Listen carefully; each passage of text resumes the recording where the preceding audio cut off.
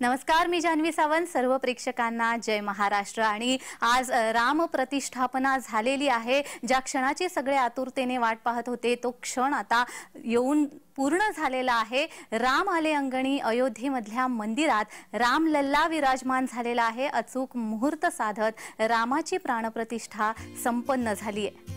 राम मंदिरामध्ये रामलल्ला विराजमान झालेले आहेत.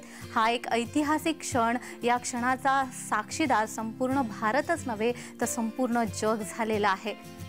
इतक्या वर्षानंतर रामलल्ला अयोध्येमध्ये विराजमान झालेला आहे आणि हा अभूतपूर्व सोहळा आपल्या डोळ्यात देखत आपल्याला पाहता आला. हा खरंच एक आनंदाचा अभिमानाचा क्षण म्हणता येईल. भारतवासियांसाठी हा खरंच खूप आनंदाचा अभिमानाचा क्षण आहे.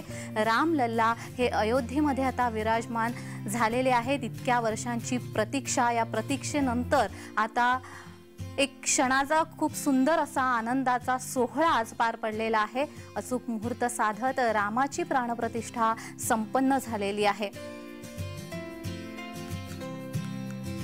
रामलल्ला अयोध्येमध्ये विराजमान झालेले आहेत. सुंदर मनमोहक असं सावळं रूप सर्वांनी डोळे भरून पाहिलेलं आहे.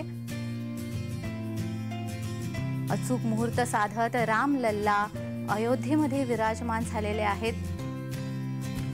इतक्या वर्षाच्या प्रतीक्षेनंतर, मेहनतीनंतर पुन्हा एकदा प्रभू राम हे अयोध्येमध्ये विराजमान झालेत.